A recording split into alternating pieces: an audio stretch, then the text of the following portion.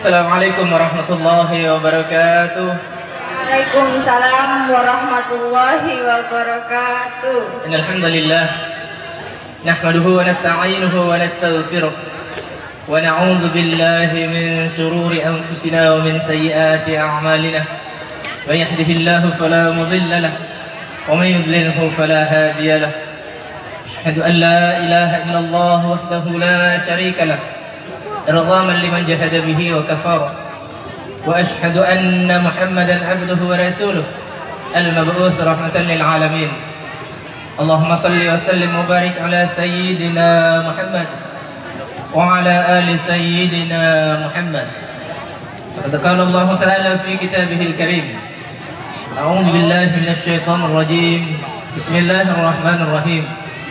يا أيها الناس إنا خلقناكم من ذكر وأنثى وجعلناكم شعوبا وقبائل لتعارفوا إن أكرمكم عند الله أتقاكم إن الله عليم خبير. Hadirin yang dirahmati Allah Subhanahu wa taala, puji serta syukur senantiasa kita panjatkan kehadirat Allah atas limpahan rahmat, karunia dan hidayahnya kepada kita sekalian, sehingga Allah memperkenankan kita semua untuk hadir di tempat ini dalam rangkaian memberikan doa dan restu kita kepada ananda berdua, Muhammad Budi Ramadan, gitu ya. Kemudian ananda Rina, gitu ya. Rina, alhamdulillah, oleh Rasulullah Sallallahu Alaihi Wasallam mengingatkan kepada kita, Bapak Ibu sekalian, bahwa bertemunya antara Muhammad Ramadan dengan Rina, ingat adindaku berdua, bahwa Allah Subhanahu wa taala mengabarkan kepada kita melalui Rasulnya, innallaha katabal maqadir, bahwa sesungguhnya Allah telah menentukan takdir manusia termasuk perjodohan kita hari ini qabla an khalaqas samawati wal ardh. Allah telah menentukannya di atas arasnya, yakni bihamsin alfasanah, 50.000 tahun sebelum dunia ini diciptakan, Bapak Ibu sekalian. Olehnya itu menjadi memori yang akan kita flashback ke belakang bagi yang telah mendapatkan istri dan suami. Kemudian mengingatkan kepada pengantin kita hari ini bahwa jodoh kita telah ditentukan oleh Allah, bukan karena kehebatan kita mencari jodoh, tetapi Allah semualah yang menentukan jodoh kita 50.000 tahun sebelum dunia ini diciptakan, Bapak Ibu sekalian. Hadirin yang dirahmati Allah Subhanahu wa taala, oleh Rasulullah Sallallahu Alaihi Wasallam mengingatkan juga kepada kita, la yu'minu ahadukum, bahwa tidaklah beriman seorang muslim jika hatta yuhibba li akhihi, sebelum ia bergembira melihat anak kita berdua yang hari ini insyaallah ada Darina bersama Bang Budi dan dihadiri oleh keluarga besar kita. Inilah yang terjadi hari ini insyaallah. Ini adalah satu ciri bahwa pernikahan ananda berdua merupakan pernikahan yang terbaik di mata Allah. Ciri yang pertama. Ciri yang kedua, Bapak Ibu sekalian, bahwa faja'aluhu fil masajid, pelaksanaan ijab kabulnya itu dilaksanakan di dalam masjid. Tetapi hari ini sepertinya dilaksanakan di dalam rumah. Bukan berarti tidak baik, Bapak Ibu sekalian, baik, tetapi akan lebih baik jika itu dilaksanakan di dalam masjid. Ya, silakan Pak, silakan. Kemudian Bapak Ibu sekalian, ciri pernikahan yang terbaik di mata Allah yang ketiga adalah wadribu alaihi bid-dufuf.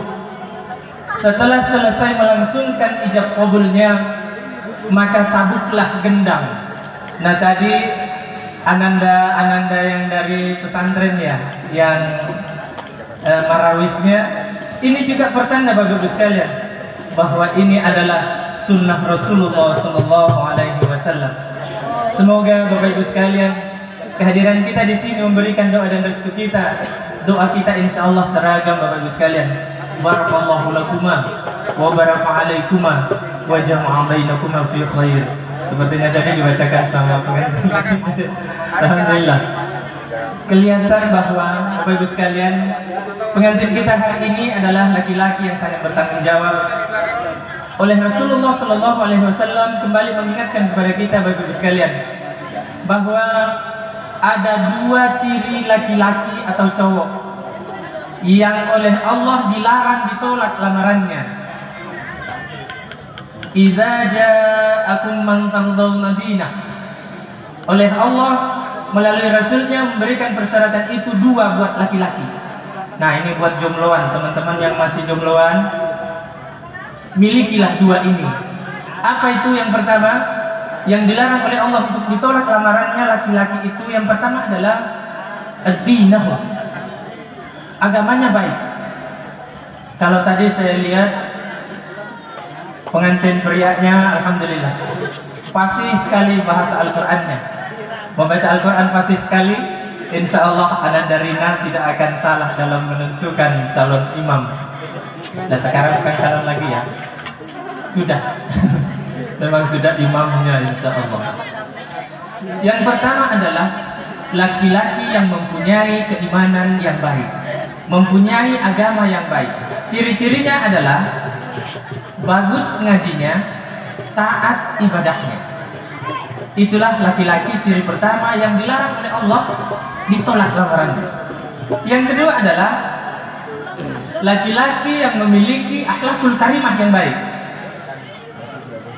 tata krama, tata bicaranya, kemudian pergaulannya. Kita perlu mengidentifikasi Bapak Ibu sekalian, kalau ada cowok yang dekat dengan anak gadis kita, perlu kita investigasi siapa orang ini, siapa orang tuanya, bagaimana kelakuannya, seperti apa agamanya. Wajar Bu jika ibu yang punya anak gadis melakukan investigasi, cari tahu. Tidak boleh sembarang menerima lamaran laki-laki Bapak Ibu sekalian, harus dicari tahu. Inilah dalam bahasa agama kita dikenal dengan ta'aruf. Kita ta'aruf itu artinya saling mengenal lebih jauh, bukan berarti harus pacaran. Dalam agama kita tidak ada pacaran sebelum menikah, yang ada adalah pacaran setelah menikah. Insya Allah Rina akan pacaran setelah menikah insya Allah. Baik Bapak Ibu sekalian yang saya hormati, kemudian yang ingin saya sampaikan bahwa menjadi seorang suami, tadi Ananda suruh melamar pacarnya. Siapa? Budi Ramadan, Muhammad Budi Ramadan, jam 10:16 di HP saya tadi, Allah menetapkan bahwa Ananda telah resmi menjadi seorang suami.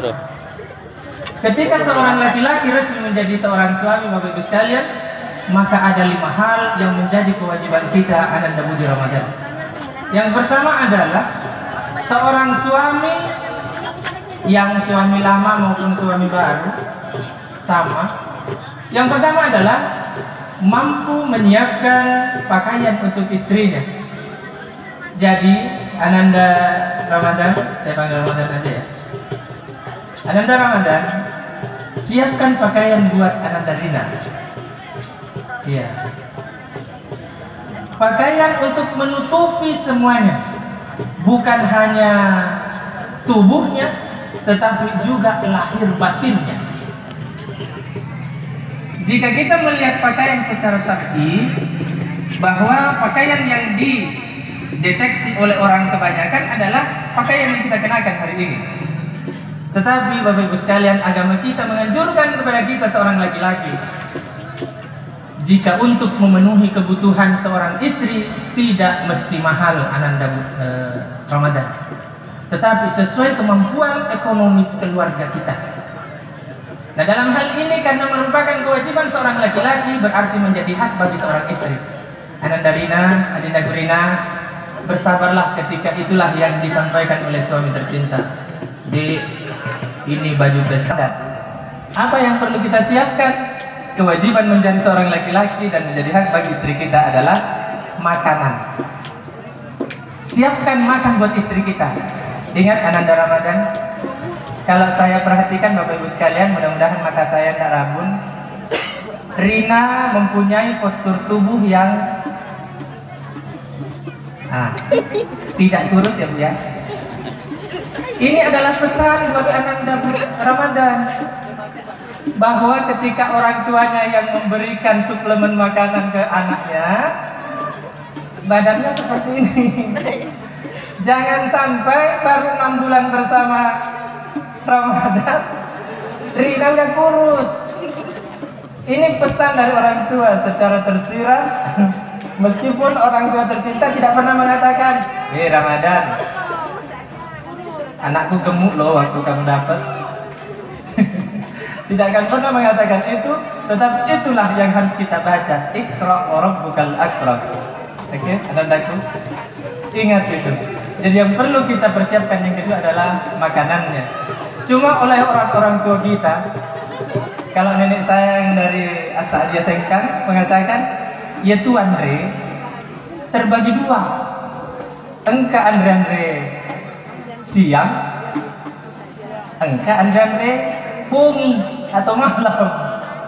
Nah, inilah yang menjadi kewajiban seorang suami. Siapkan makanan di siang hari dan siapkan makanan di malam hari. Hanya anak 17 tahun ke atas yang mengerti makanan malam hari. Kalau 17 tahun ke bawah, mohon maaf, jombloati dan jombloan belum mengerti, insya Allah. Baik, kemudian yang ketiga, saya agak balap sedikit. Kewajiban seorang laki-laki Anandaku Ramadan adalah menjadi guru bagi istrinya. Ingat, Anandaku, guru. Rela atau tidak, mau atau tidak, sanggup atau tidak, kita adalah guru bagi istri kita. Umpamanya, contoh, Rina tidak bisa sholat duha, umpamanya, atau sholat tahajud.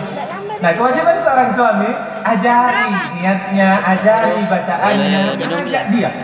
Jangan cuma menyuruh. Udah lewat 59. Nah, ini adalah bukti konkret bahwa seorang suami harus mampu menjadi seorang guru bagi istrinya. Jangan sampai kebalik.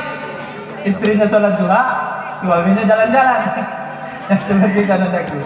Ya, tapi saya yakin keluarga yang baru terbangun ini adalah keluarga yang sakinah mawaddah warahmah.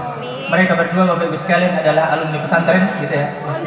Ya, alumni pesantren yang insya Allah tidak akan kekurangan lagi, tidak akan haus lagi dengan ilmu tentang agama karena mereka berada di gudang agama.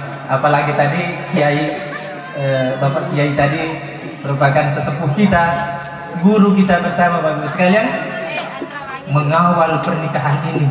Dia yang mengijab dan kabulkan, mensahkan sesuatu yang haram. Ini adalah karunia Allah yang terbesar yang kita nikmati hari ini. Kemudian yang keempat, kewajiban kita Anandaku Ramadan adalah menyiapkan tempat tinggal buat istri kita. Ini dia nih persoalan. Siapkan minimal di rumah kita, kalau belum punya rumah sendiri, siapkan kamar sendiri. Jangan sekamar dengan bapak. Karena yang namanya pengantin baru ada saja yang dia lakukan. Bikin orang itu jadi iri, bikin orang lain itu jadi gregetan melihatnya. Jadi olehnya itu Anandaku Ramadan, sudah mengerti ya? siapkan kamar sendiri. Sudah mengerti. Apalagi sekamar dengan mertua, jangan, tidak boleh. Harus punya kamar sendiri minimal. Maksimalnya punya rumah sendiri. Olehnya itu Bapak Ibu sekalian, kedua orang tua, kedua belah pihak haruslah melakukan suatu koordinasi yang baik. Bagaimana mendorong anak kita ini untuk bisa mendapatkan tempat tinggal yang layak buat mereka. Kemudian yang terakhir yang saya sampaikan Bapak Ibu sekalian, berkaitan dengan kewajiban seorang laki-laki terhadap istrinya adalah seorang suami harus mampu memberikan perhatian yang baik kepada istrinya. Ingat Anandaku Ramadan, bahwa perhatian merupakan tiang keberhasilan dalam rumah tangga. Jika istri perhatian suami baik kepadanya, maka dia akan mengatakan, rumah tanggaku adalah surgaku. Tetapi jika perhatian seorang suami kurang kepada istrinya, maka istri akan bernyanyi, jablay. Jangan sampai istri tak jarang dibelai gara-gara suami sibuk sendiri, tidak ada perhatian kepada istrinya. Olehnya itu hadirin yang dirahmati Allah, semoga yang saya sampaikan pada kesempatan ini buat Anandaku Ramadan bisa terus terngiang-ngiang di telinganya dalam mengarungi rumah tangga ke depannya. Yang paling terakhir yang saya sampaikan kepada Ananda Gurina, ingat Ananda Gurina bahwa ada 3 ciri wanita yang akan dirindukan surganya Allah ketika ia mampu lakukan dalam rumah tangganya. Yang pertama adalah idza ra'aitaha sarratka. Pesan Rasulullah sallallahu alaihi wasallam kepada kita bahwa jika suamimu memandangmu, suamimu itu hatinya enak, adem, kemudian bahagia, senyum melihat istrinya. Jadi Ananda Gurina, ingat, harus ada komunikasi antara istri dan suami. Jika suamimu sukanya gincu yang tebal, kasih tebal itu gincu. Tapi harus ada komunikasi dulu ya, harus ada komunikasi. Jangan bikin kelakuan sendiri yang suami belum tentu suka. Jangan sampai jadi fitnah, jadi penghinaan bagi seorang suami. Kalau bedak itu yang dia suka, Ananda Ramadan yang tebal-tebal, kasih tebal itu bedaknya. Iya. Harus sesuai dengan selera suaminya. Olehnya itu, oleh Allah Subhanahu wa taala mengabarkan kepada kita, perempuan yang akan dirindukan surganya Allah adalah jika dipandang oleh suaminya, suaminya merasa tentram dan nyaman. Yang kedua adalah perempuan yang akan dirindukan oleh surganya Allah, idza ra'aitaha, idza amartaha ata'atka. Jika diperintah oleh suaminya, maka ia taat kepadanya. Ingat Ananda Gurina, mulai hari ini tanggal jam 10:16 tadi, Anandaku sudah resmi menjadi seorang istri. Semua perintah yang diminta oleh Ananda Ramadan, suami tercinta, ikuti dengan penuh keikhlasan. Minta sesuatu, kasih. Tidak boleh membantah.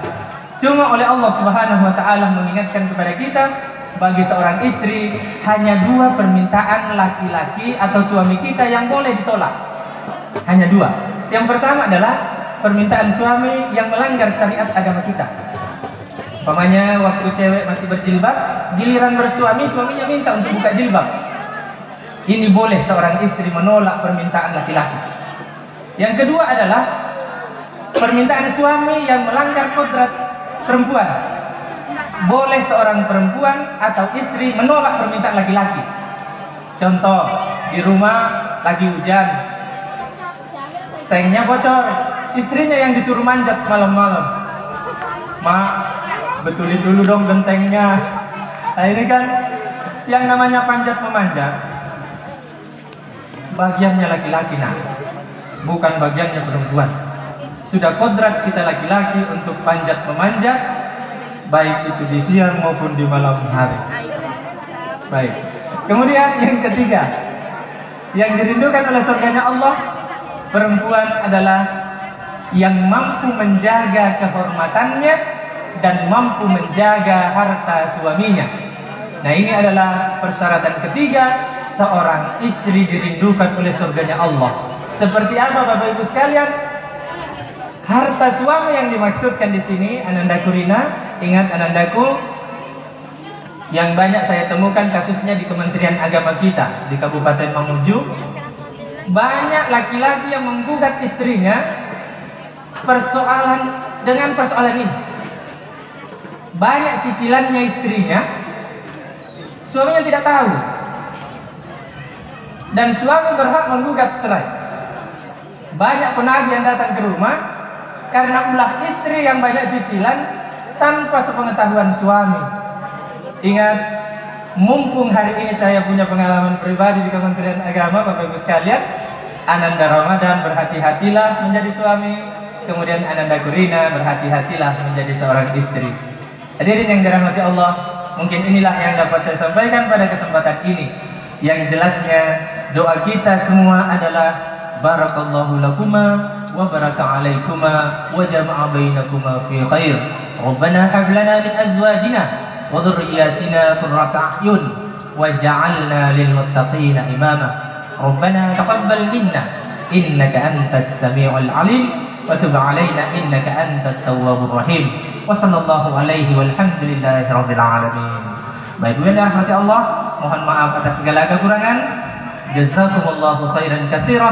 Assalamualaikum warahmatullahi wabarakatuh.